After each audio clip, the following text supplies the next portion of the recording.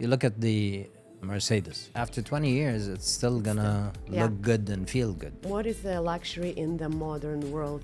And for you personally? I was the first CEO of Emaar in Cairo. How can you do more? How can you do unexpected? And hire a good team. If you don't take care of your client, somebody else will. I agree with every single I couldn't agree more point. because that's our industry. If you do it in a way that people feel, wow, then you're there. Before we dive into today's episode, we want to take a moment and thank Halm Collectives, the stunning space that hosts season 2 of the Design Pod. From its beautifully designed interiors to the energy it brings, Halm truly reflects the creative spirit behind our conversations. We are grateful to be recording in a space that feels so aligned with our vision. More than just a location, Halm Collective is also a home to a reformer studio, a private boutique gym, and a charming cafe. A full experience built around design, wellness, and community. Thank you guys from Halm Collective for making this season possible. Welcome to Design Pod, and today we're joined by Sameh Muhtadi, CEO of RAK Properties, Ras Al Khaimah's leading developer, real estate developer that was founded in 2005, creating a beautiful, exceptional, and sustainable destinations. With over 3 decades of experience, Sameh brings wealth of expertise and a forward-thinking approach to design development. Welcome, Sameh. Thank you. Thank you for joining us Correction tonight. to start with 4 decades of. Oh, already Wow. Amazing. 4 Yeah, decades. Yeah. Super thankful to have you here, obviously. We're very happy to have someone with that much expertise and knowledge within the industry that we actually all, in the end of the day, work with, properties and everything. It's a that has to driving do- force, behind everything. 4 decades, 40 decades. years. 4 decades, What yeah. put you into that position? Like, how did it come? How did real estate come How into did my real estate life? come alive? I think I should have been born an architect in my previous life. Okay. So, It's never too late. yeah, maybe in my next life I will be one. But no, I love design. I love architecture. Unfortunately, I didn't realize when I went to college that it's an art-based Profession, profession. I ended up studying civil engineering in the UK. And then construction management in the US. So I think maybe all my life I wanted to get back somehow into design and architecture, and I got an opportunity halfway through my career, and I love it. Yeah. So working in so many different firms internationally and locally, how did you see evolvement of the industry in the past years? Ooh. That's a good question. Look, honestly, the industry is on the real estate, on the design end of things, and even on the construction end. It's a very slow-moving industry. It's not True. technology Yeah. where you have innovations every day. It's the ability. I think success comes with the ability to forecast trends, forecast lifestyles, what is in, what is not. What is lasting, what is transient, and the ability to forecast that, I think, is part of being successful at developing real estate. On the construction end of things, it's exactly the same. Like From it's decade to been decade, when I started work on the construction management end of things. It's exactly the same. Very little change. Very little change. What did it take for you personally to develop that skill, that vision skill? Because definitely that comes with expertise, with years of practice. Or what does it take for someone to have a vision to create something that people will live up to? I think you need to have clarity in what your vision is. What is it? What's your role in life? What are you trying to do? How are you contributing? What is the legacy you want to leave behind?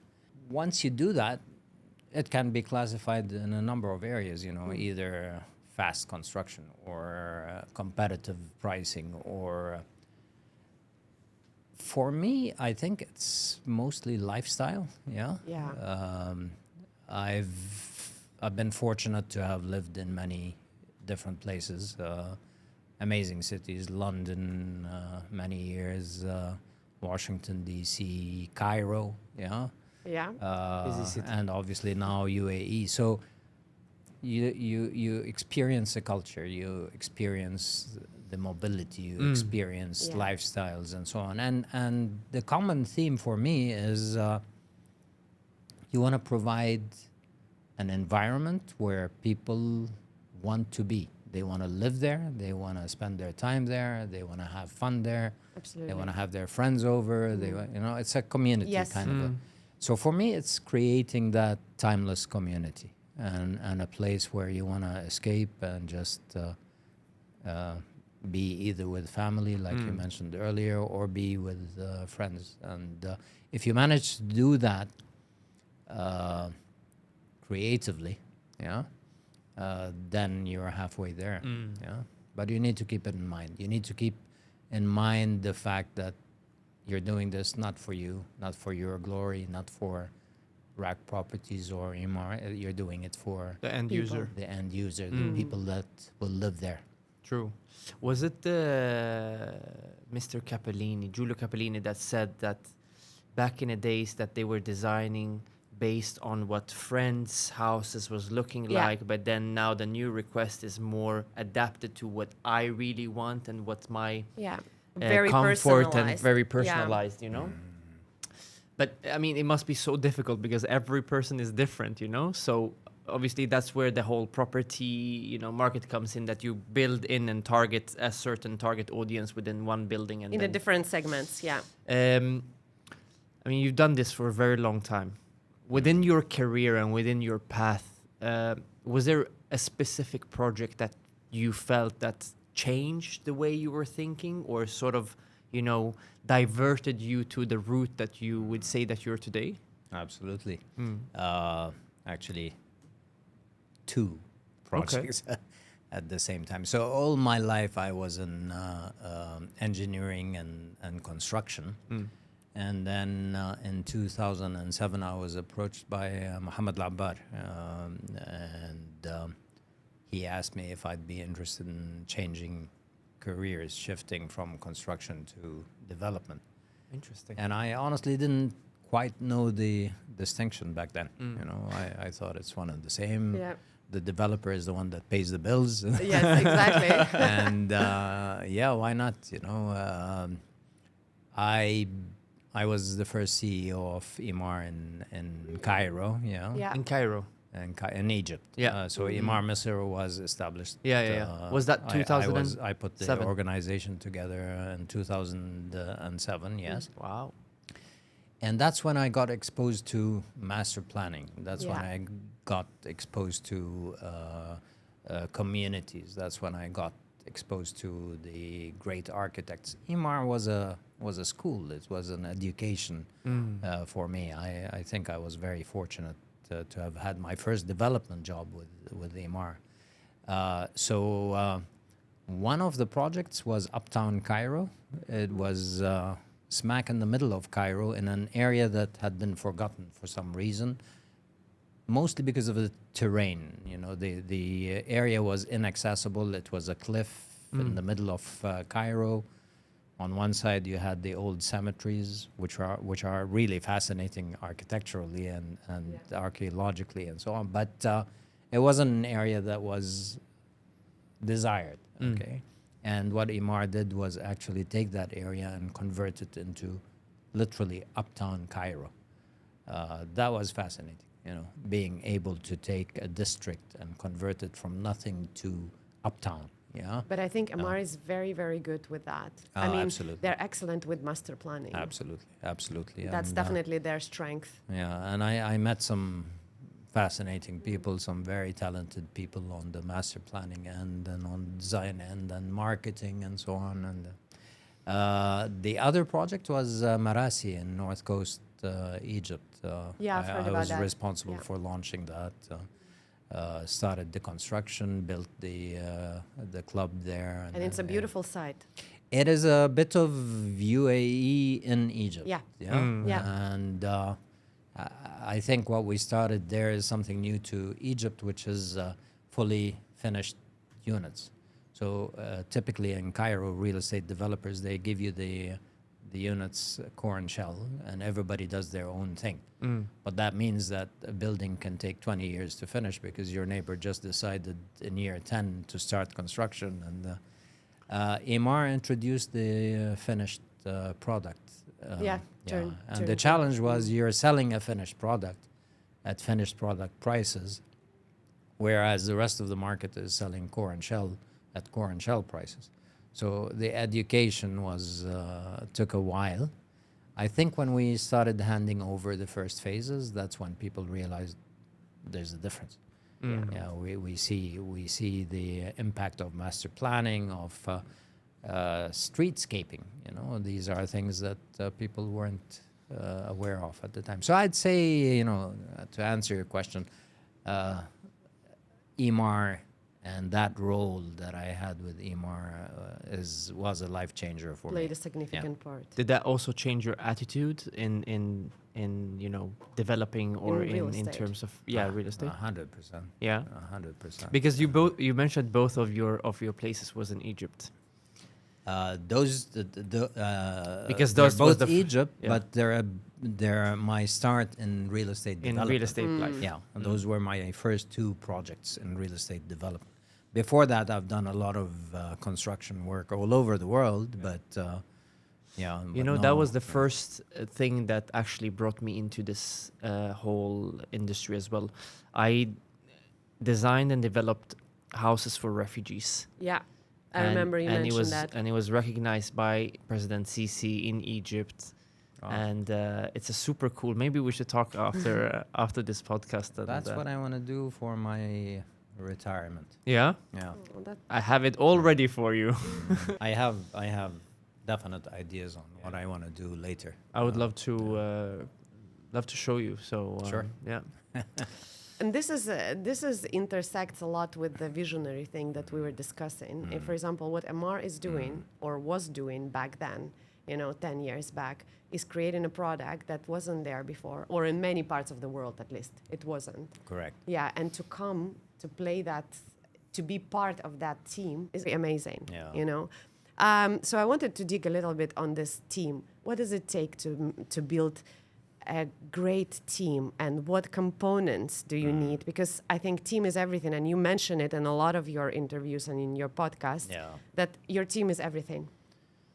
It is. What does it take to build a team that can take a project, a huge master plan, through high and low? Look, our industry is fast moving. You can't take forever to design and launch and sell and facility manage and maintain in a 5-10 year period. You have to do everything within a limited period of time. So what that means is you need to depend on every team member that you have. And then the most difficult part of any job is actually finding those right individuals. Human nature is, if you're kind, a bit like me, you can accept some mediocrity every now and then. But really, what you want around you is the best people in that particular sector and that particular vertical. So you want the best finance people, you want the best architects, you want the best interior designers, master planners, etc., etc. Not an easy task. Especially in areas, for example, with Egypt, that was very challenging because that scale and that sophistication did not exist there. So we had to get a lot of people, second a lot of the tasks, attract people from the UAE. From overseas. But now Egypt has flourished with the real estate. Beautiful development. You see some amazing things. So really, the most difficult part of my job is finding and taking care of the right people, right team, building that right team. Then the other thing is strategy. So this is what we're going to be doing the next 5 years. And over the next 5 years, we're going to develop this. And your role, Mr. Finance, is going to be this. Your role, Mr. Architect, is this. And so you cascade down that strategy. But what's important is that team that you have participates in putting the strategy together. It's not a top-down. It's not Sameh's strategy to be that's something I implemented wanted by to people ask you. that Yeah, don't how- know what's going on. No, it's we get together. What is doable? How can we distinguish ourselves? What's the plan? How do we Targets, yeah. finance it?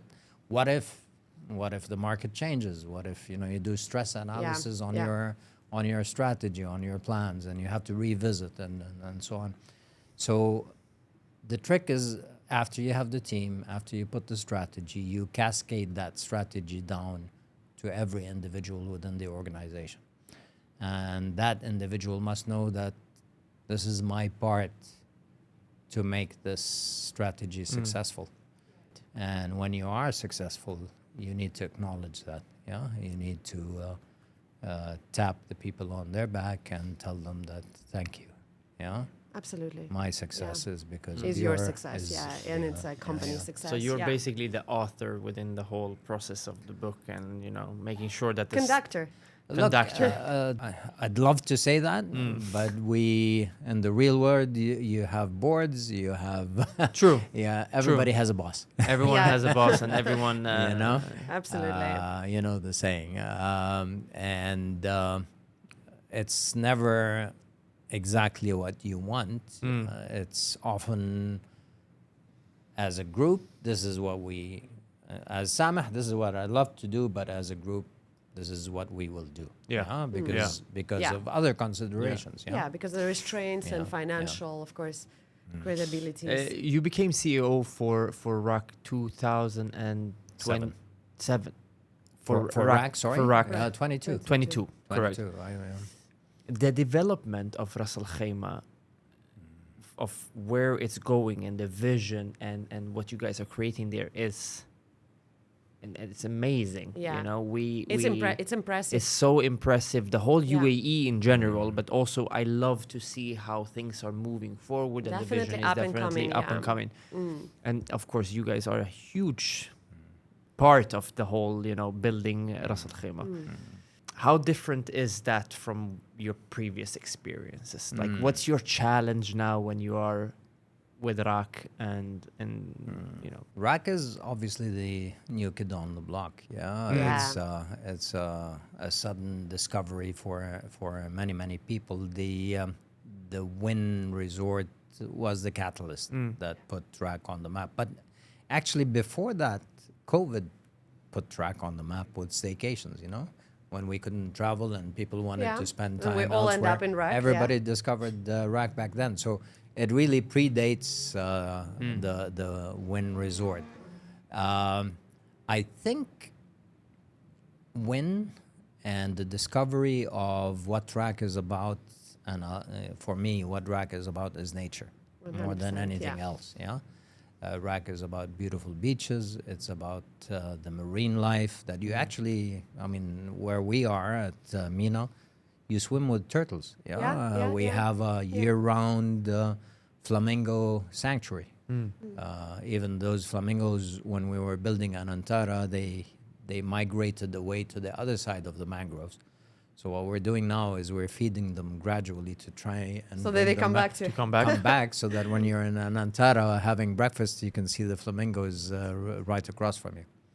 So, so really, it's a gem in terms of nature, chill, beaches, so on. The challenge for me is, how do you convince people to actually go and live there and enjoy working from the beach? Yeah. Well, that doesn't need a lot of convincing. I'm Sameh. convinced That's what we're already. convinced. I'm No, convinced. but you see, it's at the beginning now. People have not seen, so they've seen the renders, they've seen the projects announced, but they haven't really seen the end product yet. And it's going to take a couple of years before they begin to experience the product itself. So for me, one of the islands that we've developed, it's called Hayat Island. It's part of Mina. We've fully developed it. We know exactly what's happening everywhere. We've launched every project there is to launch.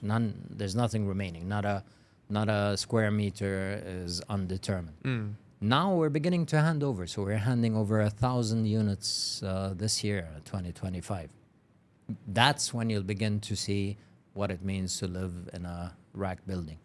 That's what it means to know that RAK has thought of what restaurants are going to be next to you, the supermarkets, the laundry, what beach clubs are there, how are you going to get to work, where are you going to park, what are the dog parks, where are they, jogging tracks, bicycle tracks, all of that will now become evident to those that Yeah, the have whole lived it. To reality. community, And then it becomes a word of mouth. Yeah. This For is sure. fantastic. This is great. I Come think and that's come what's and see happening how we're already. living, and it can be away from the hustle and bustle and the glitz of And the traffic, city hopefully. and traffic Yeah. too. Yeah. I mean, I think, to be honest, this is what people would look for nowadays.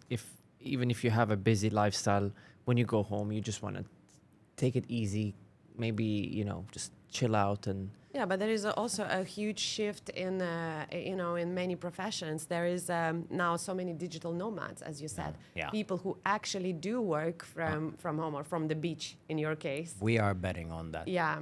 We are betting on that, actually. I do that on a daily Digital basis. Nomads is we launched today. We're launching at Circal a project specifically targeted for the digital nomads. Specifically, age group 27 to 35. It's people that can work within a community.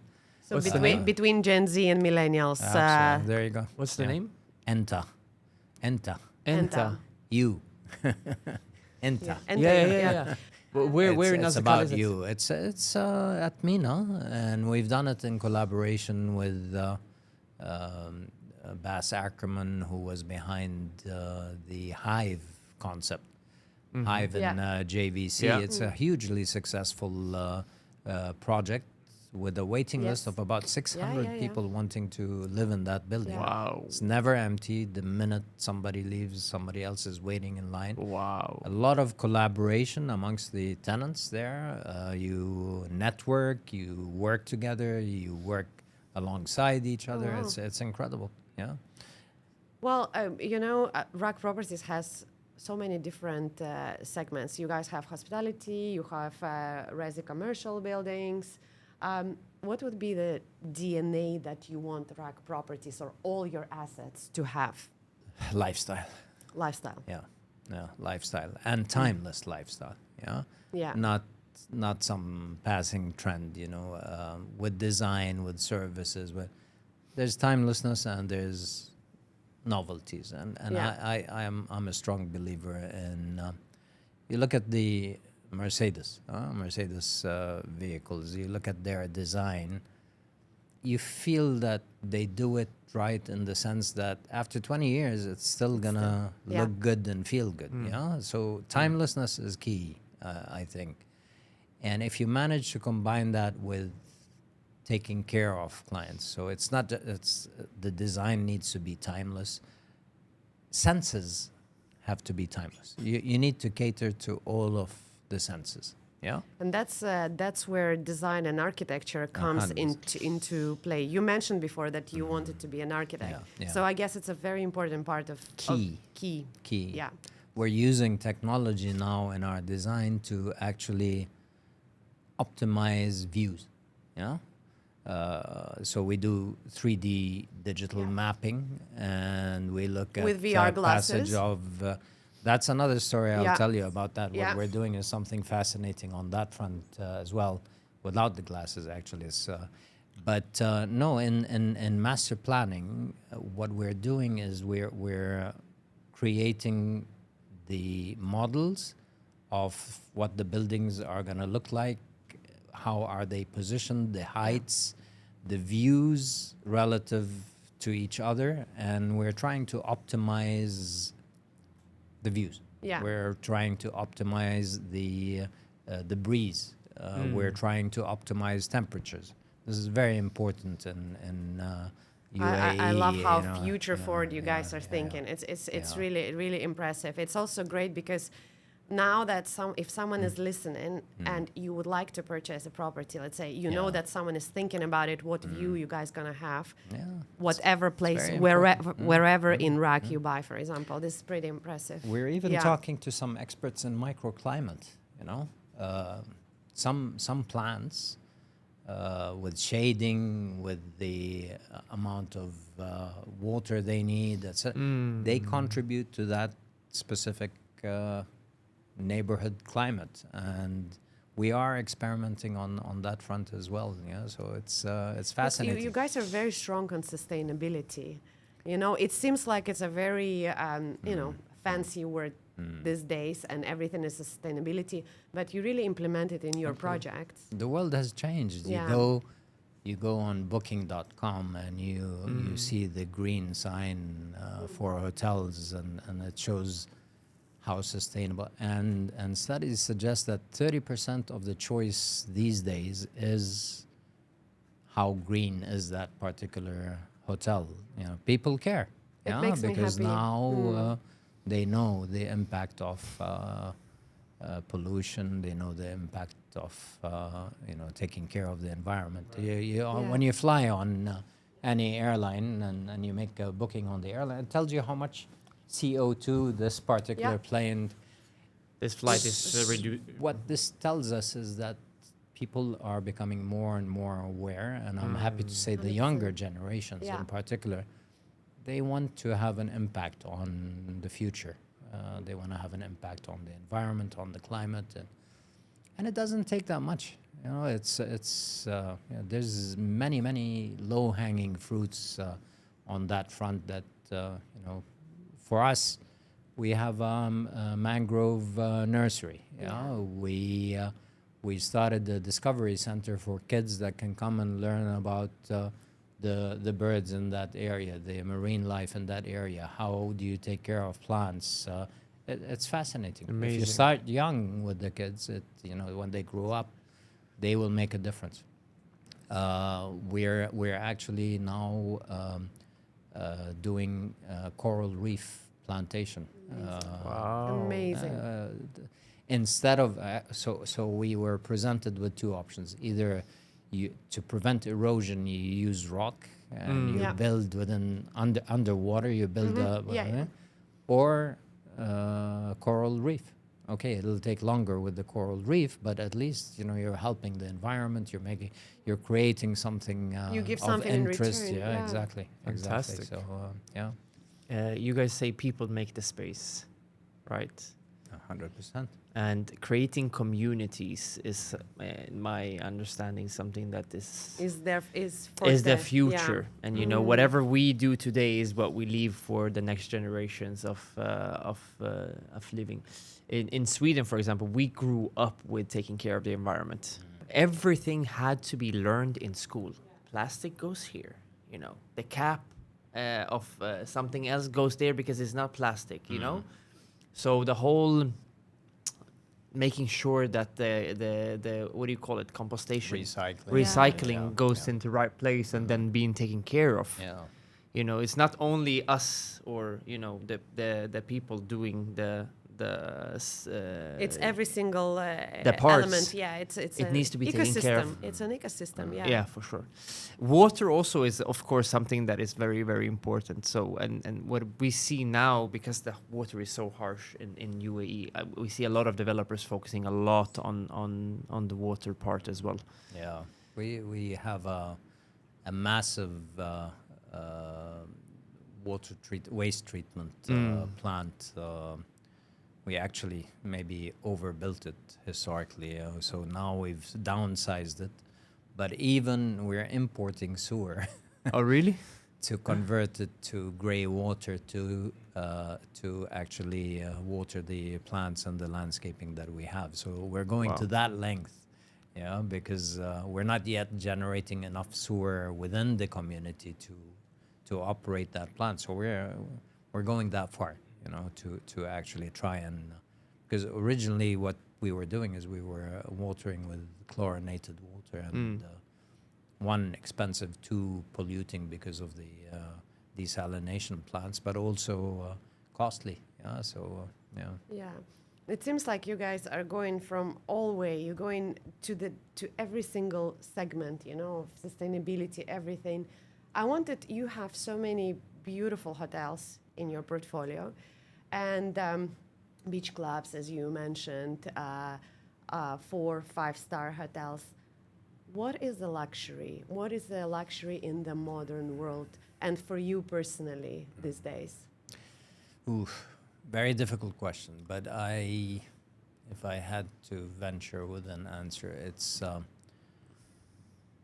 elevating the senses. Yeah. So you want to see something beautiful. You want to see design. You want to see colors.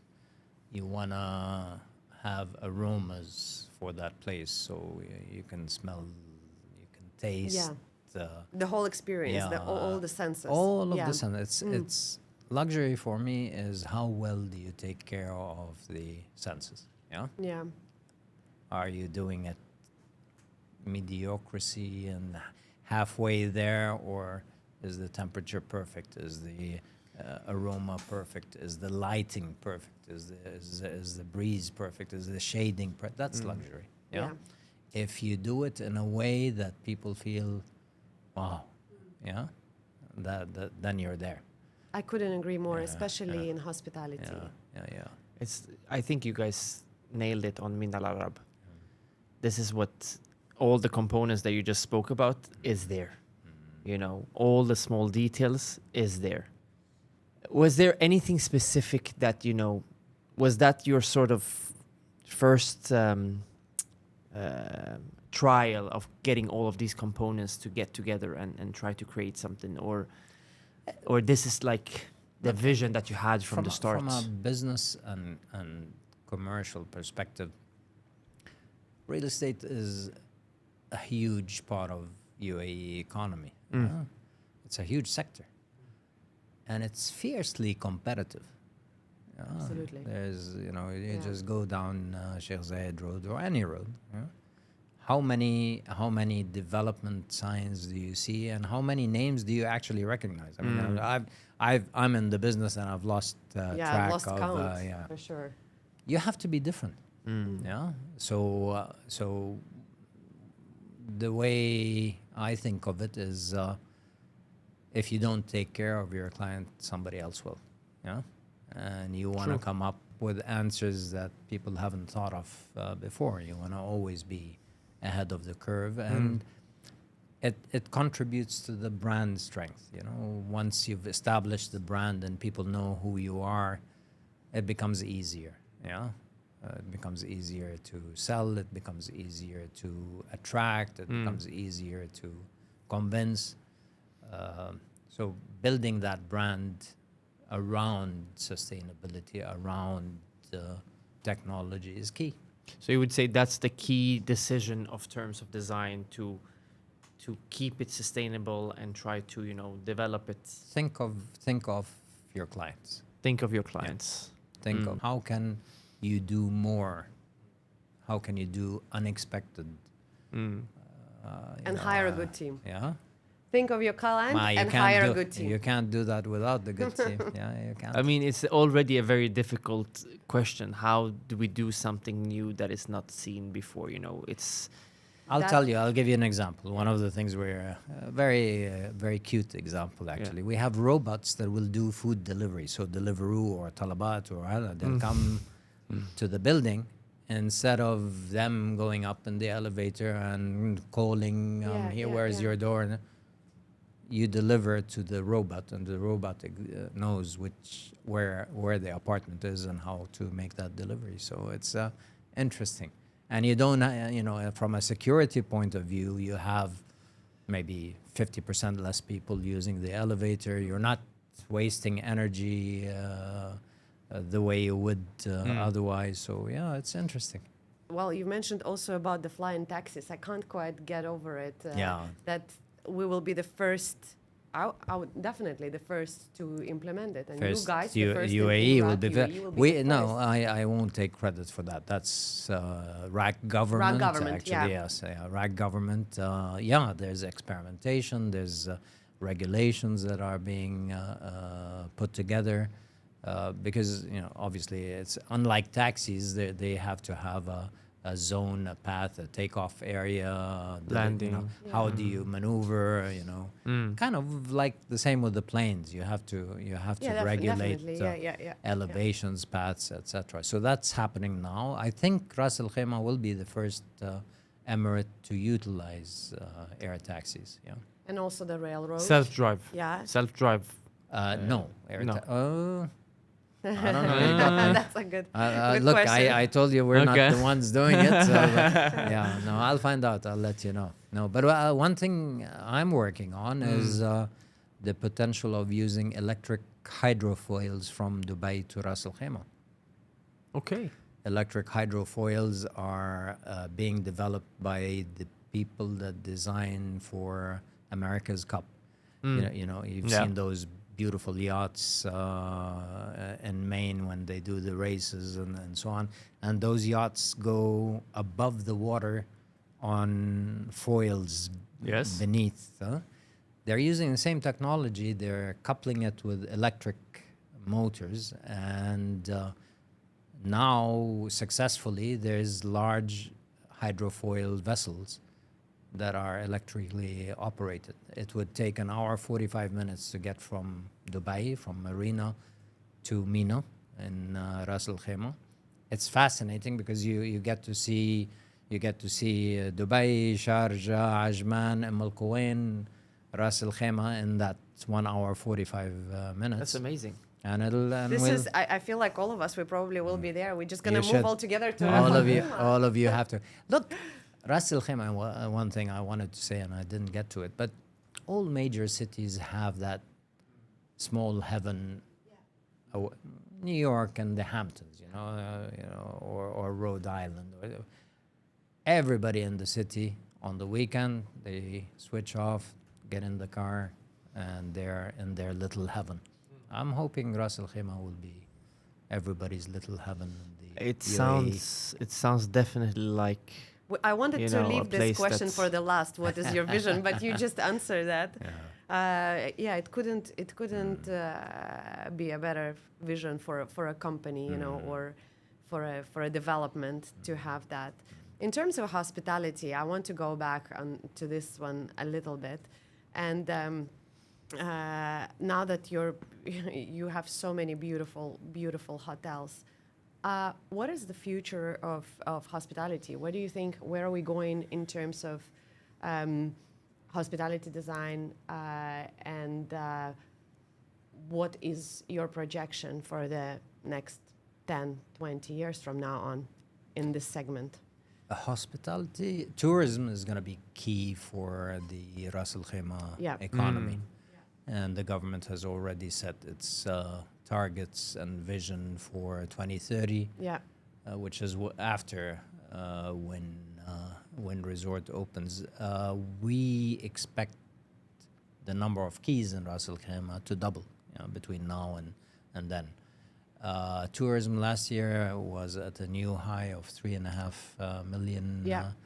You think of it, I mean, that's equivalent to maybe what Lebanon gets or what Jordan gets, or it's a third of what Egypt gets in tourism annually. So that it's significant. That's a lot. It's not huge in terms of Dubai and Abu Dhabi, but still, internationally it's getting there. So, and we think that's going to grow even more.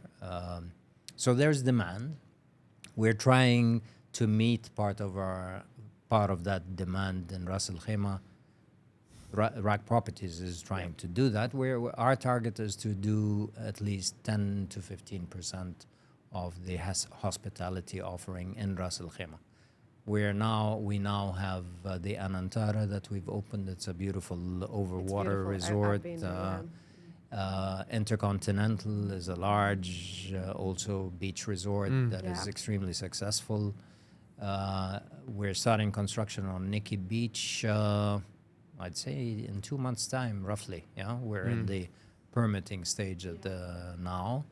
I signed a deal with Four Completion Seasons for Nikki Beach, 2.5 years. 2.5 years. Yeah, 2.5 years. We're relatively fast. Yeah. That is fast. We're Very relatively fast. fast with the. It's important, the speed is important because, you can sell somebody a property and tell them, it's a 4-year payment plan, but that means they're putting their money away for 4 years, and they don't begin to benefit from either using that place or renting it out Yeah. for 4 years. What I try to do, what RAK Properties tries to do, is to actually turn that investment into a yielding investment as quickly as possible. People are doing that as an investment. They want to benefit earlier. Yeah. Going back to So hotels, yeah. so we signed a deal with the Four Seasons. So Well, that's exciting. Wow. my hope is that we are able to build the best Four Seasons resort in the world. Yeah. Now Wow. everybody Yeah, down yeah. the No, drums. seriously. I know. For me personally, I that would be like my closing chapter work-wise. Yeah. Yeah. Aw. So I'd love to be able to do that. We're in the midst of selecting the designers Yeah, for the shortlist. hotel, working very closely with Four Seasons. They've had a lot of experience. They've built many hotels, so we want to benefit from their knowledge. But I think next week we'll appoint our architect. Yeah. That's exciting. Yeah. That's, Wow, that's yeah. so exciting. I can't wait Yeah, to I can't wait to go. No, it's the location that we allocated for that resort is second to none.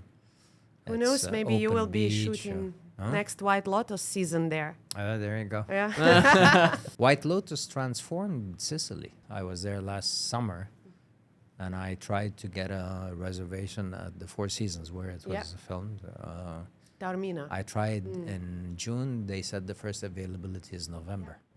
You've mentioned something about VR that you wanted to say, and I want to know what you guys doing. Yeah. We were fortunate to meet Rolando. Rolando, he was actually an ex-minister of youth in Mexico, Okay. and he is associated with a technology company, and what they do, which is something that nobody else does. We've developed it in-house at RAK Properties exclusively with Rolando.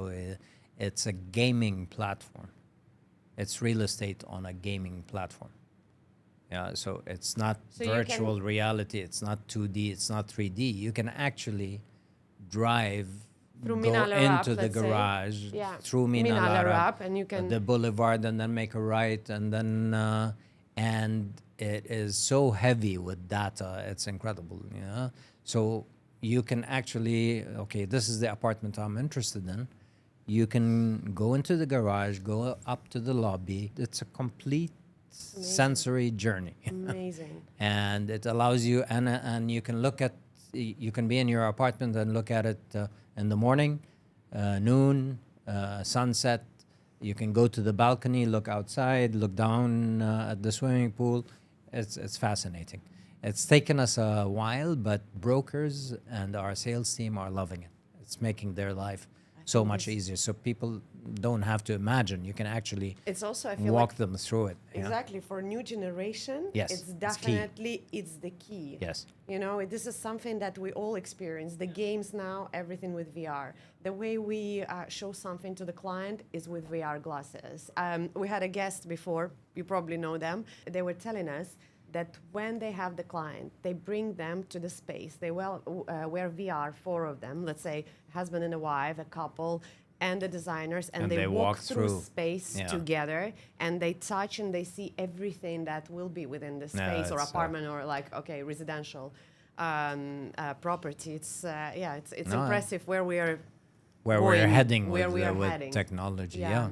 I actually, next week, we have a firm that is looking at AI applications.